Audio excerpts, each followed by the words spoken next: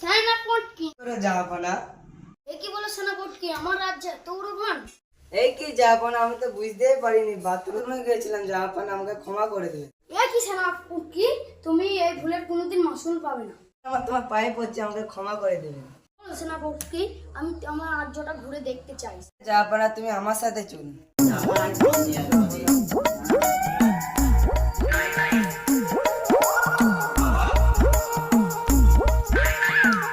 তোমার রাজ্য এটা শ্রেষ্ঠ বাগান। আমি তো সেনাপতি বাগান দেখলাম, এবার আমি আমার দেশটা দেখবো।